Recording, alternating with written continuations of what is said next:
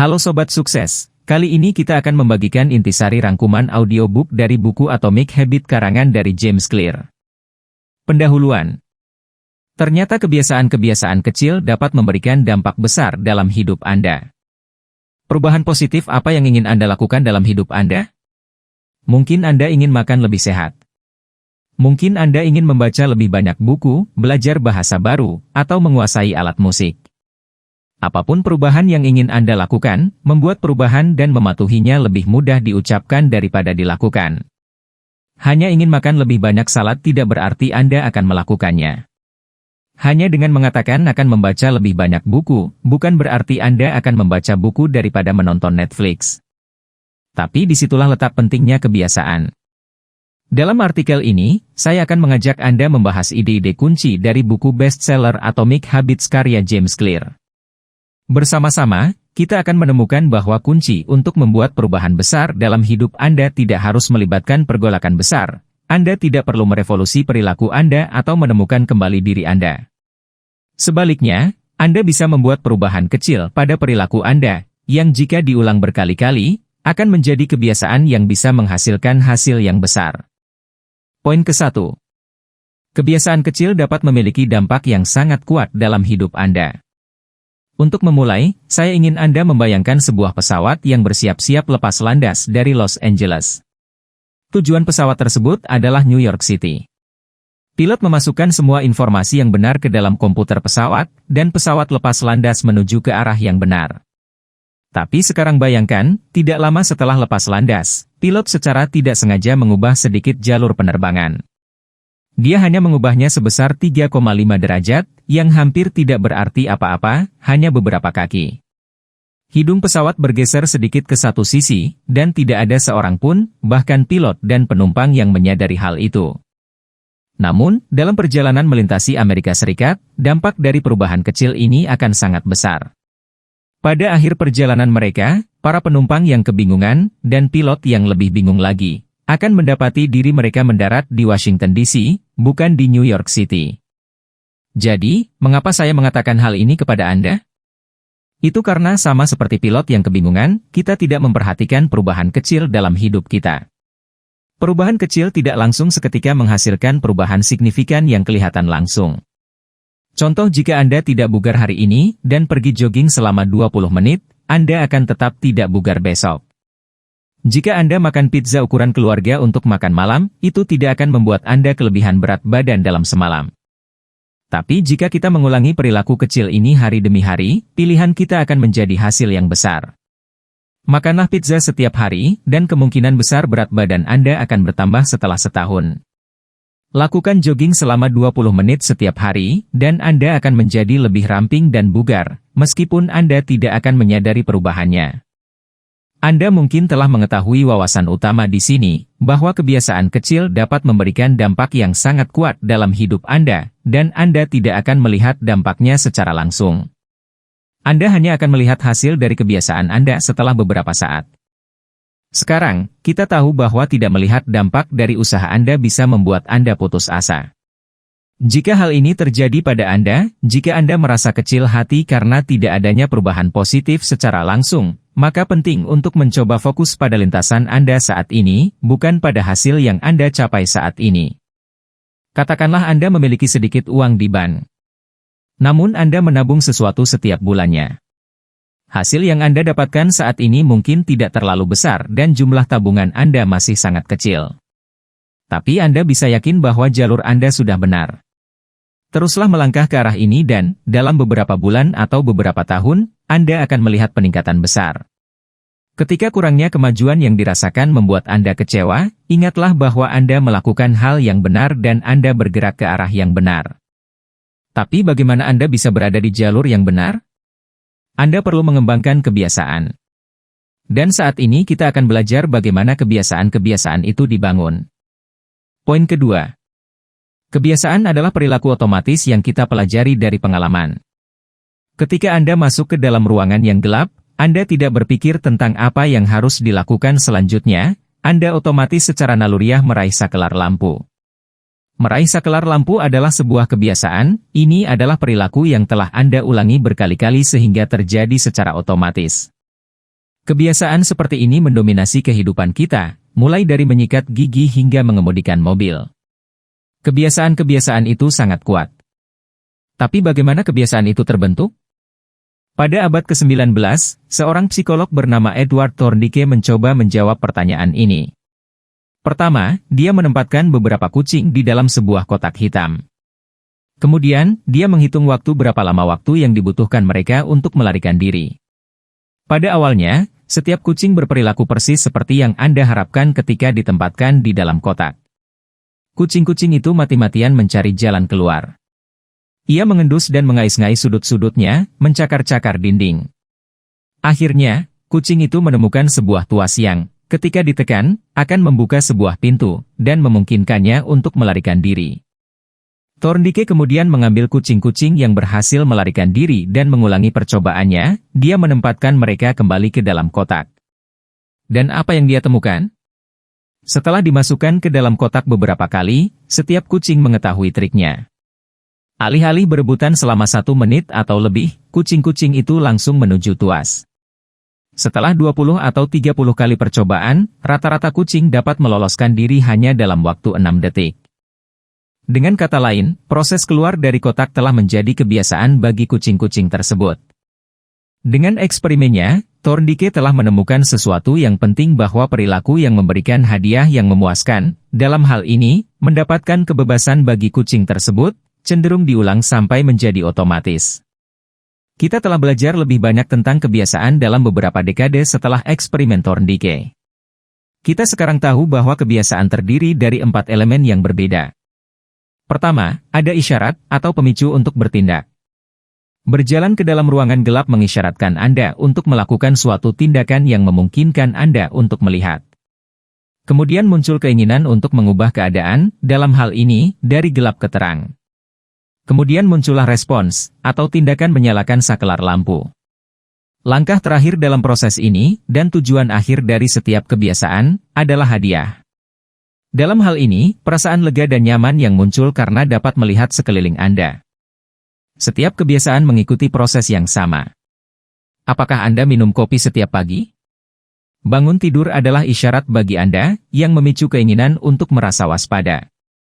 Respons Anda adalah menyeret diri Anda keluar dari tempat tidur dan membuat secangkir kopi. Imbalannya adalah Anda akan merasa segar dan siap menghadapi dunia. Oke, sekarang Anda sudah memiliki gambaran tentang bagaimana kebiasaan bekerja. Mari kita lihat bagaimana Anda bisa mengembangkan kebiasaan baik yang bisa mengubah hidup Anda menjadi lebih baik. Poin ketiga.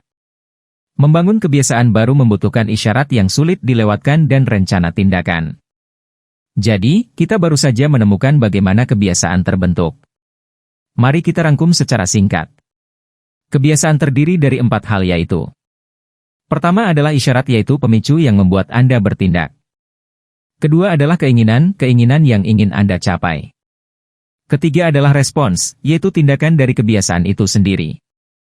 Dan keempat adalah hadiah yaitu perasaan positif yang Anda dapatkan dari menyelesaikan kebiasaan tersebut. Setelah Anda mengetahui cara kerjanya, Anda bisa mulai meretas proses pembentukan kebiasaan untuk mendapatkan kebiasaan yang baik dan produktif. Katakanlah Anda sangat ingin belajar gitar. Anda sudah memiliki alat musik Anda sudah mempelajari dasar-dasarnya, tapi Anda kesulitan untuk terus berlatih. Setiap pagi, Anda berkata pada diri sendiri bahwa Anda akan bermain nanti, tetapi akhir hari segera tiba, dan Anda belum mengambil gitar Anda sekalipun. Namun sekarang Anda sudah mengetahui rahasia membangun kebiasaan, Anda dapat menggunakannya untuk keuntungan Anda. Dalam hal ini, Anda ingin membuat isyarat untuk mengambil gitar Anda tidak mungkin terlewatkan. Alih-alih menyimpan alat musik Anda di dalam lemari atau di sudut kamar Anda, taruhlah tepat di tengah-tengah ruang tamu Anda, dalam pandangan penuh. Buatlah isyarat Anda terlihat dan tidak bisa dilewatkan, ini akan memudahkan Anda untuk mengubah keinginan Anda untuk berlatih menjadi sebuah kebiasaan. Mengubah lingkungan Anda untuk menempatkan isyarat Anda di depan dan di tengah akan membantu, tetapi jika Anda ingin menyempurnakan pemicu Anda lebih jauh lagi, Anda dapat menggunakan apa yang dikenal sebagai niat implementasi. Jadi, apakah ini? Dalam hal menetapkan kebiasaan yang baik, kebanyakan dari kita cenderung terlalu samar-samar tentang niat kita. Kita berkata, saya akan makan lebih baik, atau saya akan belajar gitar. Dan kita hanya berharap bahwa kita akan menindaklanjutinya. Niat implementasi dapat membantu kita melampaui niat yang samar-samar. Niat implementasi memperkenalkan rencana tindakan yang jelas. Niat ini membantu Anda menentukan kapan dan di mana Anda akan melakukan kebiasaan yang ingin Anda kembangkan. Oke, mari kita kembali ke contoh gitar kita.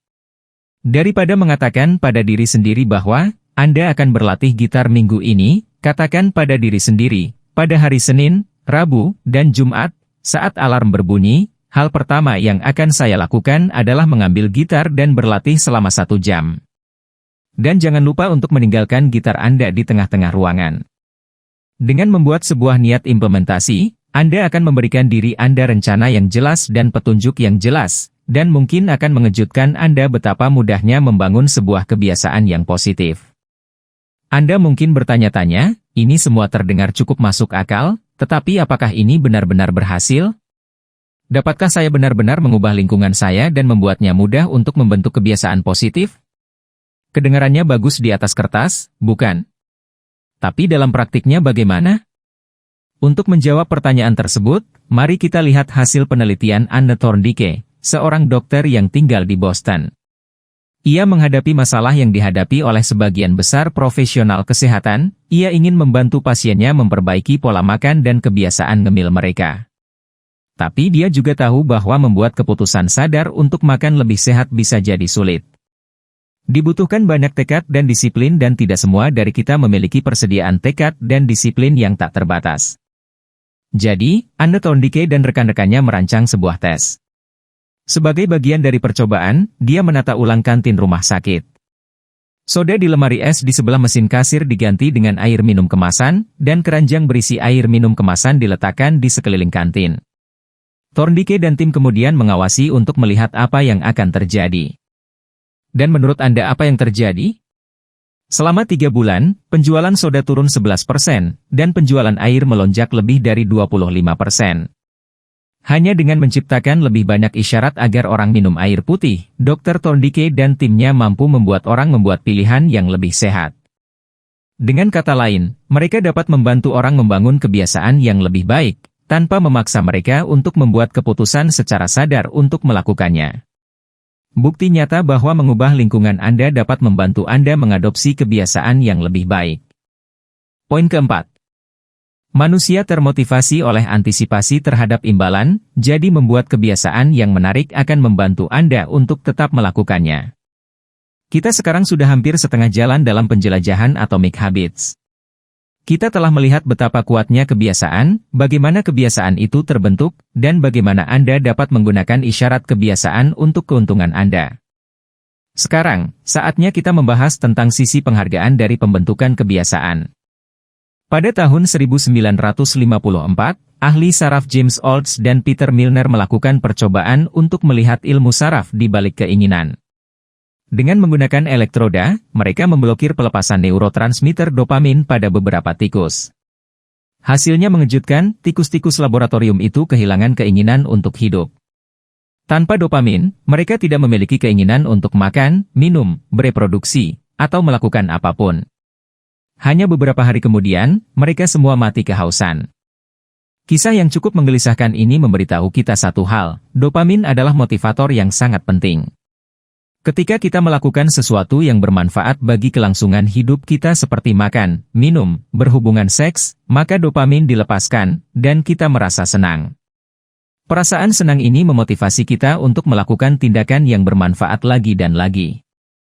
Sejauh ini, sangat jelas. Tapi apa hubungannya dengan membangun kebiasaan? Sebenarnya, kita tidak perlu melakukan aktivitas yang menyenangkan untuk mendapatkan dopamin. Antisipasi untuk melakukan sesuatu yang menyenangkan saja sudah cukup untuk membuat dopamin mengalir. Dalam sistem penghargaan otak, menginginkan sesuatu setara dengan mendapatkan sesuatu. Kita dapat mengubah ini untuk keuntungan kita. Saat membangun kebiasaan baru, jika kita menjadikannya sesuatu yang kita nantikan, kita akan lebih mungkin untuk menindaklanjuti dan benar-benar melakukannya. Disinilah saya ingin memperkenalkan Anda pada konsep penggabungan godaan. Temptation bonding adalah di mana Anda mengambil perilaku yang Anda anggap penting tetapi tidak menarik dan menghubungkannya dengan perilaku yang membuat Anda tertarik. Ini adalah cara Anda dapat menggunakan dopamin untuk keuntungan Anda saat membangun kebiasaan baru. Pertimbangkan kisah Ronan Byrne, seorang mahasiswa teknik dari Irlandia. Ronan tahu bahwa dia harus lebih banyak berolahraga, tetapi dia tidak terlalu menikmati berolahraga. Akan tetapi, dia menikmati menonton Netflix. Jadi Ronan meretas sebuah sepeda olahraga. Dia menghubungkan sepeda tersebut ke laptopnya dan menulis beberapa kode yang hanya memungkinkan Netflix berjalan jika dia bersepeda dengan kecepatan tertentu. Dengan menghubungkan olahraga dengan perilaku yang secara alamiah dia sukai, dia mengubah aktivitas yang tidak menyenangkan menjadi aktivitas yang menyenangkan. Anda tidak perlu merekayasa alat Netflix atau sepeda olahraga yang rumit untuk menerapkannya dalam kehidupan Anda. Ada cara yang lebih mudah untuk melakukan ini. Misalnya, jika Anda perlu berolahraga, tapi ingin mengetahui gosip terbaru, Anda bisa berkomitmen untuk hanya membaca majalah saat berada di gym. Atau jika Anda ingin menonton olahraga, tapi Anda harus melakukan panggilan penjualan, berjanjilah pada diri Anda sendiri untuk menonton ESPN selama setengah jam setelah Anda berbicara dengan prospek ke-10. Temukan saja cara untuk membuat tugas-tugas yang tidak menarik tapi penting itu menyenangkan, dan Anda akan berselancar dalam gelombang dopamin, dan menciptakan kebiasaan positif pada saat yang bersamaan. Poin kelima. Jika Anda ingin membangun kebiasaan baru, buatlah kebiasaan tersebut semudah mungkin untuk diterapkan. Membuat kebiasaan yang menyenangkan adalah cara yang pasti untuk membuatnya bertahan. Cara lain yang bisa kita lakukan untuk meretas proses membangun kebiasaan adalah membuatnya mudah. Perilaku yang mudah mendominasi hidup kita. Kita menelusuri media sosial atau mengunyah sekantong keripik kentang karena itu adalah hal yang mudah dilakukan. Di sisi lain, melakukan 100 kali push-up atau belajar bahasa Mandarin adalah hal yang cukup sulit dan membutuhkan banyak usaha. Inilah sebabnya mengapa kita tidak tertarik untuk berolahraga secara intensif atau belajar bahasa di waktu luang. Dengan membuat perilaku yang kita inginkan semudah mungkin, kita memiliki peluang terbaik untuk mengubahnya menjadi kebiasaan. Dan kabar baiknya, ada berbagai cara untuk mewujudkannya. Cara pertama adalah dengan mengurangi gesekan. James Clear selalu putus asa dalam mengirim kartu ucapan. Istrinya, bagaimanapun juga, tidak pernah melewatkan kesempatan untuk mengirim kartu. Dan ada alasan yang jelas untuk hal ini. Dia menyimpan sekotak kartu ucapan di rumah, yang disortir berdasarkan acara. Sedikit persiapan ini membuatnya lebih mudah untuk mengirimkan ucapan selamat atau bela sungkawa atau apapun yang diperlukan. Dia tidak perlu pergi keluar dan membeli kartu ketika seseorang menikah atau mendapatkan pekerjaan baru, dan ini mengurangi gesekan yang terjadi saat mengirim kartu. Gesekan adalah proses dua arah. Anda bisa mengurangi gesekan untuk mengubah perilaku yang bermanfaat menjadi sebuah kebiasaan, tetapi Anda juga bisa meningkatkan gesekan jika Anda ingin membunuh kebiasaan buruk. Jadi, jika Anda ingin mengurangi waktu di depan TV, cabut stekernya dan keluarkan baterainya dari remote. Hal ini akan menimbulkan gesekan yang cukup untuk memastikan Anda hanya menonton ketika Anda benar-benar ingin. Jadi itulah gesekan. Trik kedua untuk membuat kebiasaan menjadi lebih mudah dalam jangka panjang adalah apa yang dikenal sebagai aturan 2 menit. Ini adalah cara untuk membuat aktivitas baru terasa mudah dilakukan. Prinsipnya adalah bahwa perilaku apapun dapat disaring menjadi kebiasaan yang dapat dilakukan dalam waktu 2 menit. Jadi, jika Anda ingin membaca lebih banyak, jangan berkomitmen untuk membaca 1 buku setiap minggu. Sebaliknya, biasakan membaca 2 halaman per malam. Atau, jika Anda ingin berlari maraton, berkomitmenlah untuk mengenakan perlengkapan lari Anda setiap hari sepulang kerja. Aturan 2 menit adalah cara untuk membangun kebiasaan yang mudah dicapai, pencapaian kecil yang dapat membawa Anda ke hal-hal yang lebih besar. Setelah Anda mengenakan sepatu lari, Anda mungkin akan pergi berlari. Setelah Anda membaca 2 halaman, kemungkinan besar Anda akan melanjutkannya. Memulai adalah langkah pertama dan terpenting untuk melakukan sesuatu. Poin ke-6.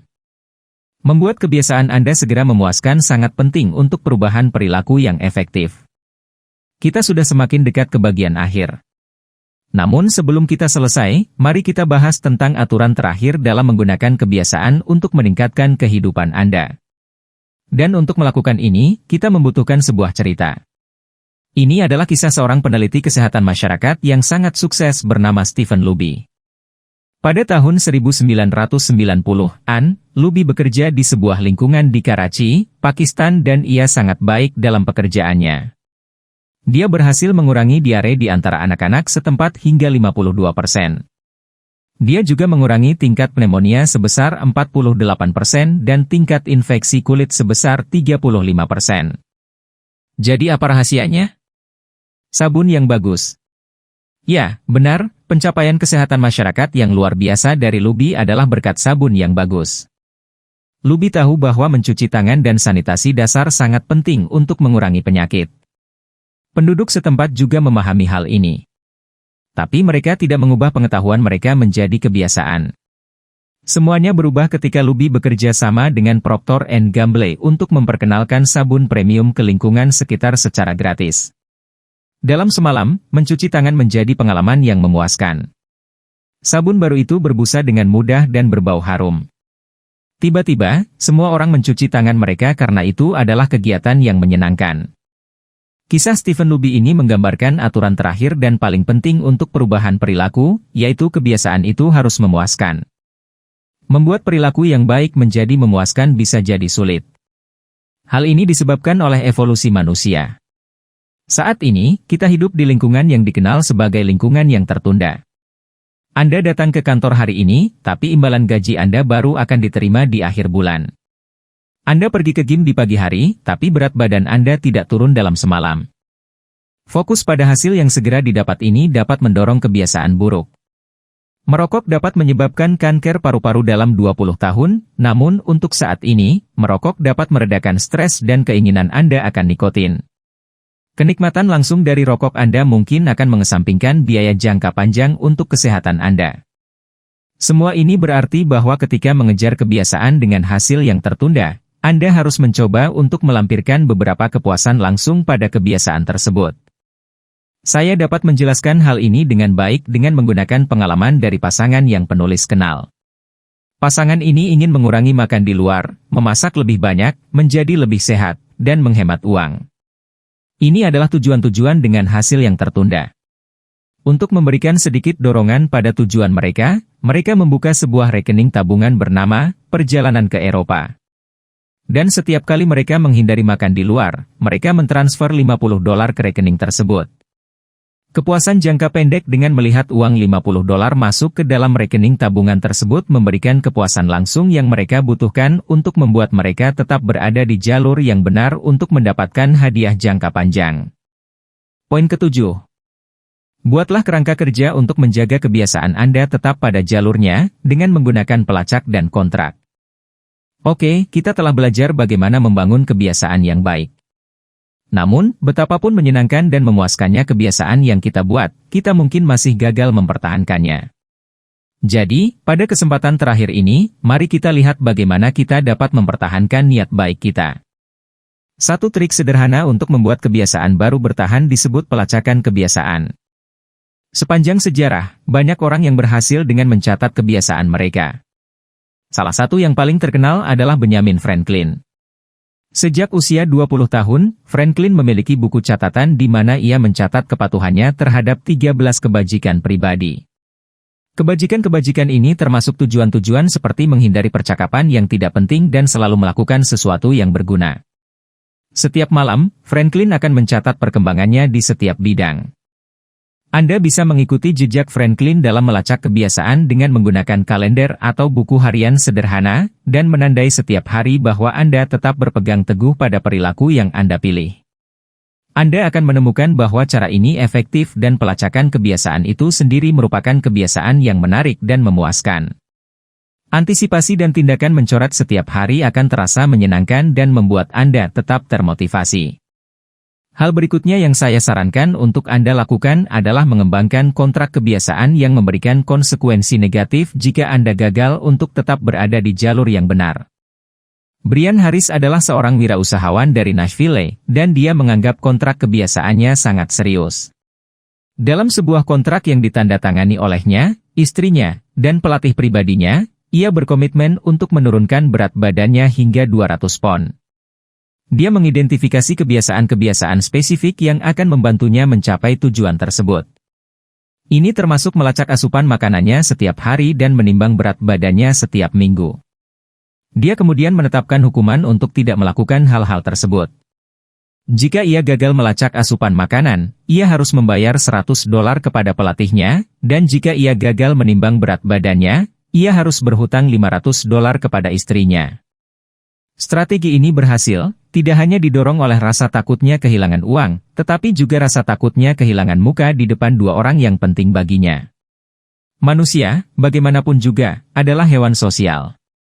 Kita peduli dengan pendapat orang-orang di sekitar kita, hanya dengan mengetahui bahwa ada orang yang memperhatikan Anda, itu bisa menjadi motivator yang kuat untuk meraih kesuksesan. Jadi, mengapa tidak membuat kontrak kebiasaan untuk diri Anda sendiri?